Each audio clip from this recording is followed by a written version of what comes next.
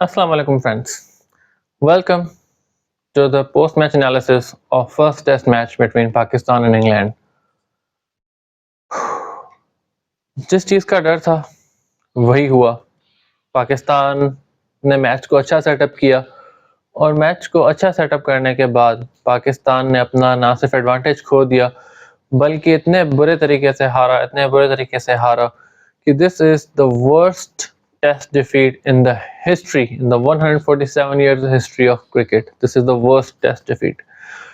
पहली दफा पाकिस्तान 550 रन पहली इनिंग में बनाने के बाद मैच को ड्रॉ करने में भी कामयाब नहीं हो सके। डे 3 की जब मैंने वीडियो बनाई थी तो आपको याद होगा मैंने कहा था कि पाकिस्तान को अगर ये मैच बचानी है तो एटलीस्ट 3 से 4 सेशन पाकिस्तान को बैट आउट करने होंगे सेकेंड इनिंग्स में, अपनी जो मैच की जो थर्ड इनिंग्स है। और पाकिस्तान की हिस्ट्री रही है कि पाकिस्तान थर्ड इनिंग्स में आके हमेशा से मैच को तबाह बर्बाद कर देता है। तो शुरू करते हैं हम स्टार्टिंग से लेके सारे मामले को। पहली बात हमारी फील्डिंग। रूट इतनी गंदी पिच जहां पे बॉल कुछ भी नहीं कर रहा, वहां पे आप जो रूट जैसे बैट्समैन की इजी कैच ड्रॉप कर देते हो। और कैच ड्रॉप कौन करता है? आपके best player in the world, the number 1 player in the world Babar Azam एक इजी कैच ड्रॉप कर देते हैं। और बाद में पता नहीं हाथों क्यों देख रहे थे, पता नहीं क्या ऑयल लगा के आए थे हाथों में कि बॉल स्लिप हो रहे थे उनके हाथों से, मतलब क्या था समझ नहीं आ रहा था वहां पे क्या कर रहे थे वो। नसीम शाह की बॉल पे इजी कैच आपने ड्रॉप किया और नेक्स्ट बॉल पे रूट ने क्या रिस्पॉन्स दिया? नेक्स्ट बॉल पे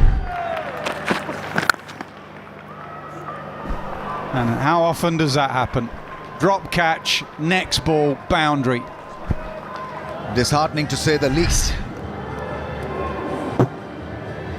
What a comeback from Root. Dropped and next ball put away beautifully through the offside, as if nothing had happened. And that's the other great thing about Joe Root. Boundary मारी उन्होंने। पहले ही आपकी bowling completely Toothless है, आपके bowler से bowling की नहीं जा रही। आपके अबरार अहमद जो हैं वो 35 ओवर करा के 5 रन पर ओवर की इकोनॉमी से वो बॉलिंग करा रहे हैं और आप क्या कर रहे हो? मतलब मुझे समझ नहीं आ रहा था कि हम कर क्या रहे हैं, क्या स्ट्रेटजी है भी नहीं है। मतलब ऑन द फील्ड जो है सिर्फ बार बार फील्ड पोजीशंस चेंज करने को स्ट्रेटजी नहीं कहते। आपने एक बैट्समैन को भी ट्रैप करके आउट नहीं किया सही से कि उसके खिलाफ आप स्ट्रेटजी बना के उसको ट्रैप करके और आउट करें। और जो रूट अपनी मर्जी से शॉट्स खेल रहे थे, उसके अलावा हैरी ब्रुक ने तो मतलब एक कसम खाई हुई है कि पाकिस्तान में आएंगे, पाकिस्तान के पास जाएंगे और सेंचुरी से पहले तो उन्होंने आउट होना ही नहीं है। कभी भी आप उनको 100 से पहले तो आउट ही नहीं कर पाते हैरी ब्रुक को। ठीक है, 4th टाइम वो खेल रहे हैं, 4th टाइम उन्होंने आपके खिलाफ सेंचुरी कर दी है। और इस दफा सिर्फ सेंचुरी नहीं की, उन्होंने 317 रन बना लिए हैं, became the 5th English batsman to score triple century. ठीक है, तो मतलब रिकॉर्ड्स की बरसात कर दी है इंग्लैंड ने आपके खिलाफ। Highest ever partnership for England in the test cricket, 454 run of just 523 balls at a run rate of 5.2 run per over over 87.2 overs. मतलब आप इमेजिन कर सकते हैं कि 5 से ज्यादा के रन से स्कोर करना टेस्ट मैच के अंदर, और वो भी 87 ओवर्स तक उसी को कंटिन्यू करना। मतलब दिस वाज एब्सोल्युटली एक्सेप्शनल, मतलब no words to define this.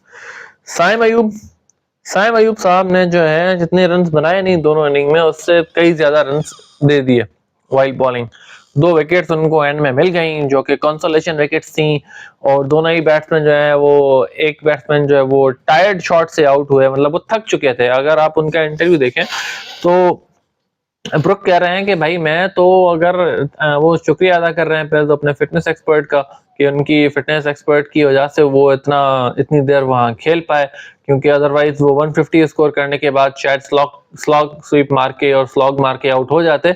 जिस तरीके से वो आउट हुए 317 रन बनाने के बाद एक स्लॉग स्वीप खेलते हुए वो आउट हुए, क्योंकि उस वक्त उनको कोई डर ही नहीं था। उस वक्त कोई भी बॉलिंग करा रहा होता, कोई भी विकेट ले सकता था वहां पे, ठीक है। लेकिन फिर भी आपके जो मेन स्पिनर हैं वो उन्होंने विकेट नहीं ली एक भी। मैं पता नहीं कब से ये कह रहा हूं कि हमारा होम एडवांटेज तो तब होगा जब हमारे पास कोई एक यूएसपी हो, कि चलो अच्छा हम स्पिन अच्छी कराते हैं, हमारा पेस अटैक अच्छा है, हमारी बैटिंग अच्छी है। जब आपके पास कोई चीज है ही नहीं तो आप एडवांटेज किस चीज का लेंगे? होम एडवांटेज भी उन टीम्स को मिलता है जो कोई ना कोई एडवांटेज तो रखती हो टू बिगिन विथ।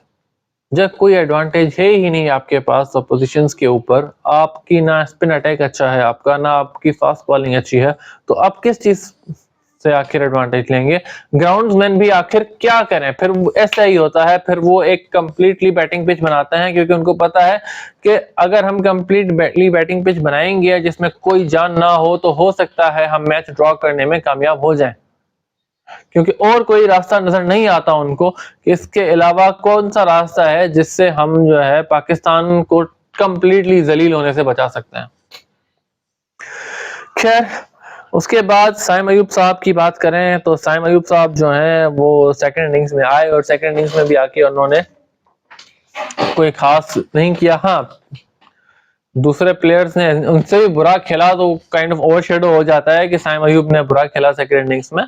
आप विकेट्स जरा मुलाहिजा करें कि विकेट्स किस तरीके से गिरी हैं हमारी सेकंड इनिंग्स में, जो कि मैच की थर्ड इनिंग्स थी, पाकिस्तान की सेकंड इनिंग्स थी। पहली बॉल आपके ग्रेट प्लेयर, जिसकी मैं बार बार बात कर रहा हूं कि इनके पास चेस्ट का टेम्परामेंट नहीं है किसी भी प्लेयर के पास, मैं क्यों कह रहा हूं? Bowling, what a start! First ball gone. Reads not for one. This is a beauty. He's done him in between. And pegs off stump out of the ground. That goes tumbling. That is a fantastic start from Chris Woakes in England. Second innings ने वो सारी चीजें जिनकी मैं third day पे बात कर रहा था, थर्ड मैच के बाद जो मैंने एनालिसिस किया था उसमें बात कर रहा था, वो सारी चीजें प्रूव कर दी। आपके अब्दुल्ला शफीक जो हैं, जिस तरीके से उन्होंने फर्स्ट इनिंग्स में एक एडवांटेज लेने के बाद 100 रन स्कोर करने के बाद अपनी विकेट थ्रो की थी, वो प्रूव करता था कि ये किस तरीके के बैट्समैन हैं जो कि यही समझ रहे हैं, जिनकी यही सोच है कि बस मैंने एक सेंचुरी स्कोर कर दी है, इसके बाद अब मेरा काम खत्म हो गया है। और ये चीज प्रूव हुई यहाँ पे कि सेकेंड इनिंग्स में आके उन्होंने इतना लेजी, इतना कैजुअल शॉट खेला, इतना कैजुअल। ठीक है, वो बॉल अच्छी थी, I am not saying it was not a good ball by Woakes, Chris Woakes की बॉल वो अच्छी थी, लेकिन it was not a wicket taking ball. First up एक अच्छी बॉल कराई उन्होंने, तो क्या बैट्समैन वहां क्या कर रहे हैं? अगर फर्स्ट अप अच्छी बॉल आप नहीं फेस कर सकते हैं तो आप ओपनर क्यों आते हैं? ओपनर का काम होता है कि टेस्ट मैच के अंदर पहले 5-10 ओवर्स को तो ऐसे ही खेलना, देखना अगर आप में दम नहीं है शॉट्स मारने का तो एटलीस्ट बॉल्स को रोक तो दें। स्कोरबोर्ड प्रेशर, कौन सा इतना स्कोरबोर्ड प्रेशर था आपके ऊपर? हार्डली जो है वो 300 का भी आपके ऊपर वो प्रेशर नहीं था। लेकिन मेन बात ये नहीं आती कि 300 का प्रेशर था या नहीं था, मेन बात ये आती है कि आपको 4 सेशन बैट आउट करना था, दैट्स इट। आपका टारगेट ये था। आप मुल्तान की पिच पे खेल रहे थे, आपको पता था कि कुछ भी नहीं हो रहा पिच में, जब तक हम अपनी विकेट्स गिफ्ट ना करें तब तक कोई हमें आउट नहीं कर सकता। और आपने 6 विकेट्स पहले दिन फोर्थ डे पे यूं गिफ्ट कर दी। सबसे पहले आउट हुए अब्दुल्ला शफीक, और मुझे समझ नहीं आता कि कितनी बुराई की जाए उस विकेट की, क्या कहा जाए उस विकेट के लिए। उसके बाद शान मसूद, मैंने पहली इनिंग में भी जब उन्होंने 151 प्लस किए थे, मैंने आपसे बताया था थर्ड डे वाली वीडियो में मैंने आपको कि पहले 30 रन्स बहुत ही शेकी खेले थे शान मसूद, और वही हुआ कि टी से पहले उन्होंने 2 चांसेस दे दिए थे ऑपोजिशन को। ऑपोजिशन ने, इंग्लैंड की ये वीकेस्ट बॉलिंग अटैक है, इंग्लैंड का ये वीकेस्ट बॉलिंग अटैक है, और वहां पे भी पाकिस्तान को काफी सारे चांसेस दिए इंग्लैंड ने फील्डिंग भी इतनी अच्छी नहीं की उनके अपने स्टैंडर्ड्स के हिसाब से। इंग्लैंड के अपने स्टैंडर्ड्स के हिसाब से ये कोई इतनी अच्छी फील्डिंग नहीं थी, ठीक है। और यही वजह है कि मुझे लग रहा था कि शायद पाकिस्तान ये मैच बचा ले, क्योंकि इंग्लैंड का बॉलिंग अटैक भी इतना स्ट्रांग नहीं है, लेकिन अफसोस नहीं हुआ ऐसा। शान मसूद की विकेट देख के समझ नहीं आ रहा था कि शान मसूद करना क्या चाह रहे हैं। वो उस बॉल को, हिप लेवल पे बॉल आ रही है, down the leg side ball आ रही है, वो उस बॉल को नीचे खेलने में कामयाब नहीं हो सके।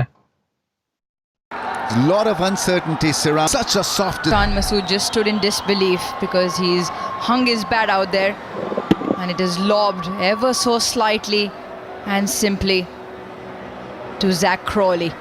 वो देख, he cannot keep the ball down from there. तो वो किस तरीके के बैट्समैन है? आई नो इस वक्त हमारे सबसे अच्छे बैट्समैन हैं, लेकिन क्या, मुझे समझ नहीं आ रहा कि क्या कर रहे थे वो। और रमीज राजा, मुझे लग रहा है जितनी बुरी हमारी बैटिंग और बॉलिंग थी, उतनी ही बुरी कमेंट्री कर रहे थे रमीज राजा। बाबर आजम ने तो लगता है रमीज राजा के घर राशन भिजवाना शुरू कर दिया है, मतलब। और जो है इसका मुझे समझ नहीं आता कि रमीज राजा जो है वो बाबर आजम के पेरोल पर है या है क्या। आप मतलब, बाबर आजम जब बैटिंग करने आ रहा था शान मसूद के आउट होने के बाद, ऐसे लग रहा था कि रमीज राजा कह रहा है कि बस भाई आप उनके सामने रेड कारपेट बिछा दें, बाबर आजम के सामने। बाबर आजम आ रहे हैं, best batsman in the world, best batsman in the world. अबे भाई, पिछली 17 इनिंग्स में एक 50 प्लस स्कोर नहीं बनाया आपके best batsman in the world ने। Now he has gone 17 innings without scoring a 50 plus in test matches. ये है आपके best batsman in the world. उसके बाद जब बाबर आजम आउट हुए तो रमीज राजा, लग रहा था कि उसके बाद भी जो है, मतलब समझ नहीं आ रहा था कि रमीज राजा क्यों इतना खुश हो रहे हैं, कि रमीज राजा क्यों इतना वो कर रहे हैं, कि इतना बुराई कर रहे हैं बकाया पाकिस्तान की टीम की, कि बस खत्म हो गई match, that's it, it's over. Sniffing a win here. Babar Azam out हो गए। ओहो, ace player got out. Early, his exit is going to absolutely hamper this knock, this innings from Pakistan. Caught on the key. Ace batter is out. No matter what form he's in, whether he's in form or not, Babar Azam is always a very, very big wicket. अबे भाई, कौन सा S player? पिछली 17 innings में जिसने एक 50 plus score नहीं बनाया, वो एस प्लेयर जो पिछले इतने सारे टाइम से मैच पे कोई इंपैक्ट लाने में कामयाब नहीं हो सका, वो एस प्लेयर जो सिंपल कैचेस ड्रॉप कर रहा है फील्ड में, वो एस प्लेयर। ये है आपके एस प्लेयर्स। ये बता रहे हैं आप दुनिया को कि ये हमारे एस प्लेयर्स हैं, जिनसे कैचेस नहीं पकड़े जाते, जिनसे मुल्तान जैसी डोसाइल पिच। यार, आप लोगों ने विराट कोहली और आप लोगों ने रोहित शर्मा पे जो है वो इल्जामात की बरसात कर दी कि वो लोग जो हैं सिर्फ इंडिया में खेलते हैं, इंडिया की फ्लैट पिचेस पे स्कोर करके खुश हो रहे हैं। अबे भाई, आप लोग तो अपनी फ्लैट पिचेस पे स्कोर नहीं कर पा रहे, वो लोग अपनी फ्लैट पिचेस पे तो स्कोर करते हैं। आप तो अपनी फ्लैट पिचेस भाई, Edge and gone, caught behind. Super highway पे खिला दो इनको, इसके अलावा वही बच जाता है। वहां पे भी आउट हो जाएंगे ये लोग इसी तरीके की शॉट्स खेल के, क्योंकि वहां पे भी बॉल फास्ट आएगी थोड़ी सी। कोई जो है समझ नहीं आ रहा था। रमीज राजा ने इतना अफसोस जो है शान मसूद के आउट होने पे नहीं किया, जितना अफसोस वो बाबर आजम के आउट होने पे कर रहे थे। यही होता है जब आप सोशल मीडिया के थ्रू टीम्स जो हैं वो डिसाइड करते हैं कि सोशल मीडिया प्रेशर के बाद आप टीम डिसाइड करते हैं कि भाई ये प्लेयर टीम में होगा, ये प्लेयर टीम में नहीं होगा। जब ऐसे होता है तो फिर आपकी टीम ऐसी ही बनती है।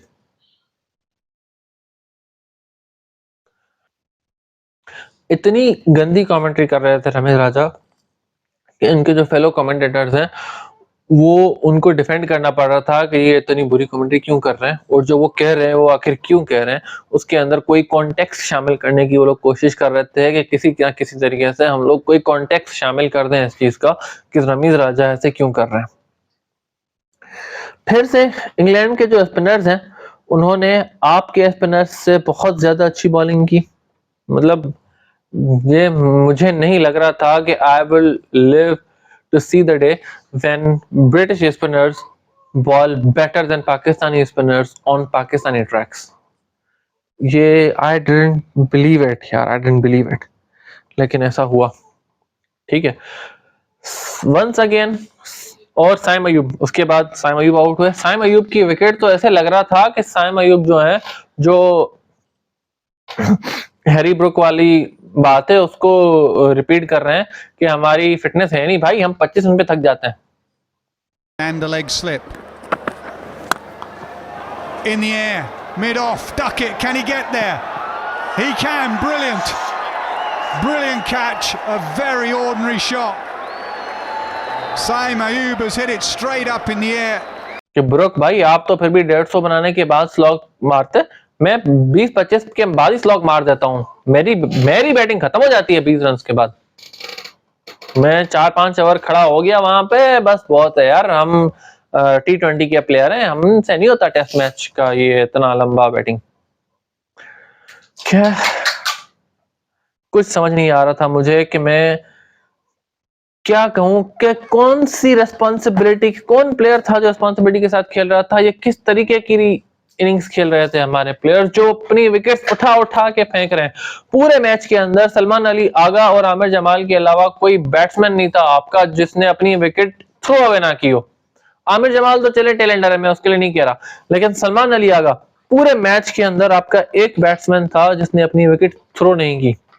पहली इनिंग में नॉट आउट गया, सेकंड इनिंग में एक अच्छी बॉल पे वो आउट हुए, एक अच्छी बॉल कराई, मिस हो गई उनसे, 5th डे की पिच थी, मिस हो गई, होता है, आउट हो गए। लेकिन उससे पहले जितने बैट्समैन थे वो क्या कर रहे थे?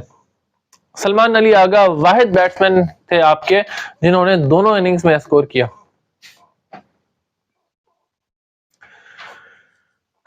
अगर इस तरीके से ही मुसलसल होता रहा तो आप देखिएगा, मतलब अब मुझे समझ नहीं आ रहा कि अब इससे ज्यादा पाकिस्तान क्या रिकॉर्ड बनाएगा।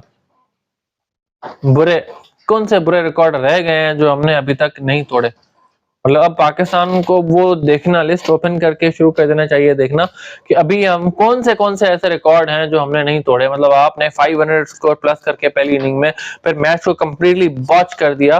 और रिजवान की मैं क्या बात करूं, आप रिजवान की विकेट देखें, ऐसे लग रहा है, जो मैं पहले दिन से कहता हूं कि Rizwan is a technically nothing player, और वही हुआ।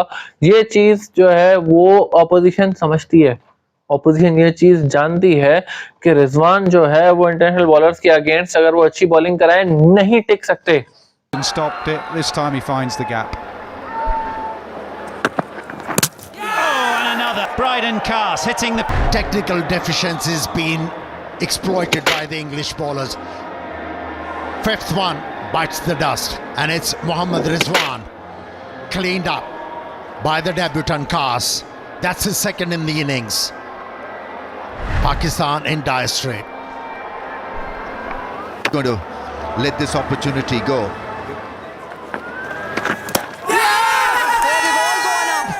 So does the finger. Slightly quicker, expecting it to turn into him, it didn't. And that is a good catch because it's a reasonably big deflection. Well done, Jamie Smith. Well done, Jack Leach. Well done, England. He is a nothing player. He is not even like Sarfaraz Ahmad जो कि street smart से. He is not even like him. उनके पास भी थोड़ी बहुत अपनी एक technical skill थी, बॉल वो रोक सकते थे, रोकना आता था उनको। रिजवान मतलब एक बॉल आप सीधी फेंक दो स्टंप्स पे, रिजवान आउट। और अगर कहीं बॉलर बॉल फेंकने में कामयाब नहीं हो पा रहा सीधी, तो रिजवान कहते हैं भाई मैं तो जो है वो आगे बढ़ के आपको खुद ही चांस दे दूंगा आउट होने का। जितना उन्होंने फर्स्ट इनिंग्स में किया। और बाकी अगर हम चीजों को साइड भी कर दें तो अगर सिर्फ वो फर्स्ट इनिंग्स वाली, अगर वो फर्स्ट इनिंग्स में अगर हमारे 100 रन ज्यादा होते ना तो हम लोग आज ये मैच बचाने में कामयाब हो जाते।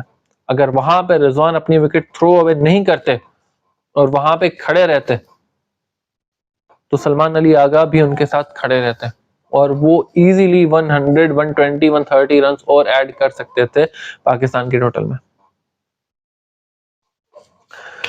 खैर और कुछ तो इसमें ज्यादा बात करने लायक है नहीं, तो इंग्लैंड की तारीफ करने के लेकिन मैं एक्चुअली इंग्लैंड की तारीफ नहीं करूंगा इतनी। देखें बाकी प्लेयर्स आपके जो कमेंटेटर्स हैं, जो नासिर हुसैन हैं, जो दूसरे कमेंटेटर्स हैं, वो भले तारीफ करें, इंग्लैंड की तारीफों के पुल बांध दें, ठीक है। इंग्लैंड ने अच्छा खेला, इंग्लैंड ने बहुत अच्छा खेला, इस बात में कोई शक नहीं है कि इंग्लैंड ने बैटिंग बहुत अच्छी की, आउटस्टैंडिंग बैटिंग की, ठीक है। लेकिन उसके बरक्स आप ये भी देखें कि पाकिस्तान ने बॉलिंग कितनी गंदी की। आप ये भी देखें कि पाकिस्तान ने चांसेस कितने ड्रॉप किए। आप ये भी देखें कि पाकिस्तान ने बैटिंग कितनी गंदी की कि इंग्लैंड ने चांसेस दिए पाकिस्तान को, पाकिस्तान के बहुत सारे बैट्समैन को चांसेस दिए, उसके बाद भी वो किसी किस्म का इम्पैक्ट लाने में कामयाब नहीं हो सके मैच पे। तो बेसिकली बात ये नहीं है कि सिर्फ इंग्लैंड बहुत अच्छा खेला। आई एम सॉरी, इंग्लैंड बहुत अच्छा नहीं खेला, इंग्लैंड अच्छा खेला, लेकिन इंग्लैंड डिजर्व नहीं करता था ये मैच जीतना। On the other side Pakistan definitely deserve करता था ये मैच हारना, जितना गंदा पाकिस्तान खेला। और सिर्फ इसी वजह से पाकिस्तान ये मैच हारा कि पाकिस्तान बहुत ही गंदा खेला। मतलब पाकिस्तान का टेस्ट मैच स्टेटस छीन लेना चाहिए। ये जो पाकिस्तान का टेस्ट स्टेटस है ना, ये छीन लेना चाहिए ये परफॉर्मेंस देखने के बाद। इतनी गंदी परफॉर्मेंस दी है पाकिस्तान की टीम ने, और इसमें कोई ग्रुपिंग का ताल्लुक नहीं है कि टीम में ग्रुपिंग हो रही है, टीम शान मसूद के खिलाफ है, टीम इसके खिलाफ है। भाई टीम किसी के खिलाफ नहीं है, टीम जो है कॉमन सेंस के खिलाफ है, और टीम जो है वो क्रिकेट के खिलाफ है। वो नहीं खेलना चाहते। आप मेरी बात माने, आप जो मजदूरी कर रहे हैं ना वहां पे नेशनल स्टेडियम कराची में मजदूर, उनको हटाएं, इन लोगों से काम लें, कुछ काम ये करेंगे वहां पे जाके, पीसीबी का कुछ पैसा तो रिकवर होगा। इनसे ये मजदूरी वाले काम कराएं, मेसन मिस्त्री वाले काम कराएं, तो ताकि कुछ पैसा वसूल हो पाकिस्तान टीम का, पाकिस्तान क्रिकेट बोर्ड का। जितनी इनको हम तनख्वाहें दे रहे हैं ना, पाकिस्तान क्रिकेट बोर्ड जितनी इनको तनख्वाहें दे रहा है, और उस पे ये जीरो भी नहीं यार, नेगेटिव परफॉर्मेंसेस आ रही हैं, नेगेटिव परफॉर्मेंस आ रही हैं, जीरो भी नहीं आ रही परफॉर्मेंस आपकी।